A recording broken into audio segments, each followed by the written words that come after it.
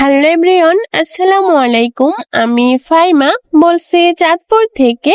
Faima blog চ্যানেলে আপনাদের সবাইকে আরো একবার স্বাগত জানাই। কাছে কিংবা দূরে যে যেখানেই বসে আমার ভিডিওটি দেখছেন, আশা করছি আল্লাহর রহমতে সকলেই ভালো আছেন, সুস্থ আছেন। আলহামদুলিল্লাহ, আমরাও ভালো আছি। আজ অনেকদিন হয়ে গেল কোনো ভিডিও দিচ্ছি না, তো ভাবলাম ক্যামেরাটা একটু অন করি। আর এই তো এখন ঘর থেকে বাইর হয়েছিলাম রাতের বেলা, তো এসে দেখি গাছ থেকে কয়েকটা পাকা আম পড়ে আছে। তো এগুলো এখন উঠিয়ে নিতেছি। তো আম তো কুড়াতেই টোকাতেই আমার বরাবরের মতো অনেক বেশি ভালো লাগে। তো গাছ থেকে এভাবে আম পড়লে আমি উঠিয়ে নেই। আমার পাশে আমার ছেলেটা শুয়ে আছে, তো ছেলেটার অনেক কথাই শুনতে পারবেন। তো আশা করি বিরক্ত না হয়ে পুরো ভিডিওটা দেখবেন। আর এই তো আমগুলো এনে আমি একটা ঝুড়ির মধ্যে রেখে দিয়েছি। তো ছেলেও আমার সাথে বাইর হয়েছিল। তো আমার ছেলেটা বলতেছে, আম্মু আমি এগুলা সকালে মুড়ি দিয়ে খাবো। তা আমি বললাম, বাবা ঠিক আছে খেও। আর এই তো এখন সকালবেলা ছেলেকে মুড়ি দিয়ে দিব খেতে। আর এই তো এদিকে হচ্ছে গাছের মধ্যে অনেকগুলো পাকা আম আছে, তো ভাবলাম আমগুলো পেড়ে নেই। তো ওদিকে হচ্ছে আমগুলো পাড়া হচ্ছে গাছ থেকে। আর এই তো কাঁচা পাকা আম মিলিয়ে পাড়া হয়েছে। আর এই তো দেখতে পারতেছেন অনেকগুলা আম পেড়ে নিয়েছি গাছ থেকে। আর এখন যে আমগুলো দেখতেই পারতেছেন এগুলো হচ্ছে সকালবেলা গাছের নিচে পড়েছিল। আমি হচ্ছে এখন যখন বয়স দিচ্ছি তখন ঝড় বৃষ্টি অনেক পরিমাণে হচ্ছে। তো আপনাদের এখানে কেমন হচ্ছে? এবারে যে ঘূর্ণিঝড়টা আসছে সেটার নাম কিন্তু রিমাল। তো এই ঘূর্ণিঝড় রিমালের মধ্যে আপনারা কেমন আছেন? ভালো আছেন তো?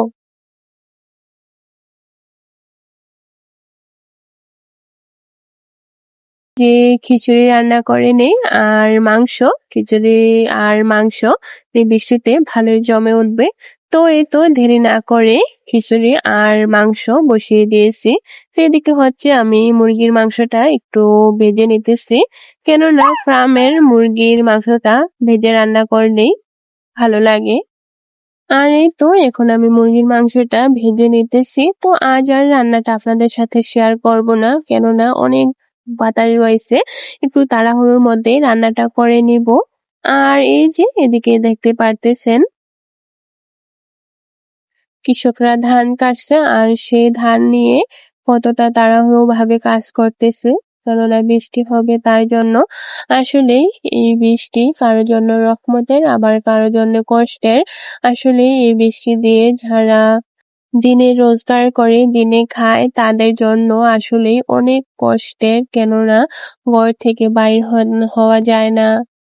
তারপর রান্না বান্না করাটাও অনেক কষ্টের।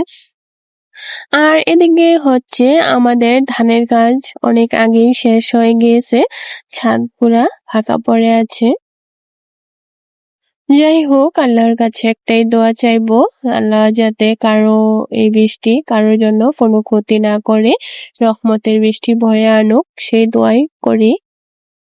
আর এই যে এদিকে আমাদের আম গাছটার পাশে কিন্তু আরেকটা আম গাছ আছে, ওই যে দেখা যাচ্ছে আমের মুকুল আসছে। তো আমের মুকুল এখন নেই, ছোট ছোট আম ধরেছে।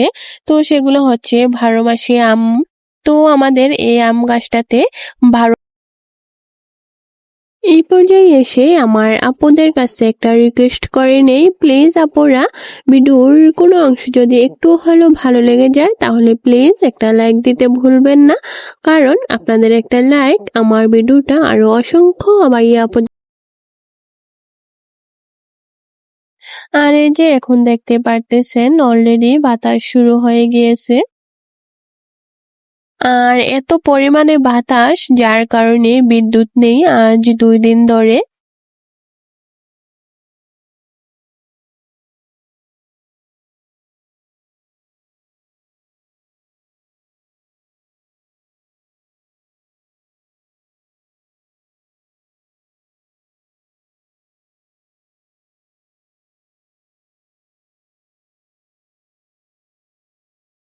ছোটবেলায় কি করতাম জানেন আপুরা? এই যে গাছের মধ্যে আমগুলো ঝুলছে বাতাসে, ঠিক এমন বাতাস বইলে গাছের মধ্যে আমের দিকে তাকিয়ে থাকতাম কখন আমগুলো পড়বে। এই যে এভাবে নড়তেই থাকে, মনে হয় আমগুলো পড়ে যাবে, কিন্তু না, আম তো পড়েই না। গাছের দিকে তাকিয়ে থাকতাম কখন আম পড়বে। আসলে তখন বাবার বাড়িতে ফল গাছ খুব কম ছিল, তার জন্য। আর এখন আলহামদুলিল্লাহ বাবার বাড়িতে যেমন আর শ্বশুর বাড়িতেও তেমন, তবে বাবার বাড়ি থেকে শ্বশুর বাড়িতেই অনেক বেশি। আর এই তো এখন হচ্ছে দুপুরবেলা, তো এদিকে হচ্ছে খিচুড়ি আর মাংস নিয়ে খেতে বসে পড়লাম। আর বাহিরে প্রচন্ড পরিমাণে বৃষ্টি হচ্ছে, কি আর বলবো। আর এই বৃষ্টি দিয়ে কিন্তু খিচুড়ি খেতে অনেক মজা লাগে, তাই না আপুরা? আর এই তো এদিকে বৃষ্টি হতে থাকুক, আর এদিকে আমরা খিচুড়ি খেয়ে নেই।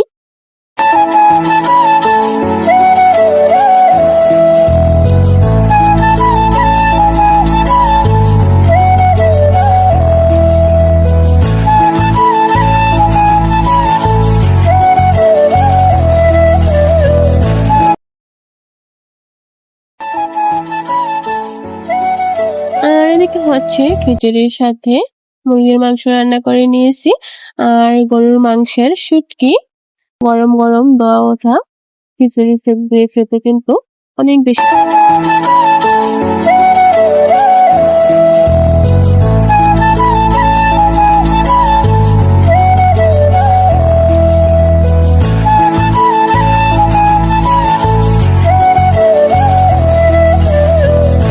যাই হোক, আজকের ভিডিওটা এখানেই শেষ করে দিব। সবাই অনেক বেশি ভালো থাকবেন, সুস্থ থাকবেন, আর আমাদের জন্য দোয়া করবেন। আল্লাহ হাফেজ, আসসালামু আলাইকুম।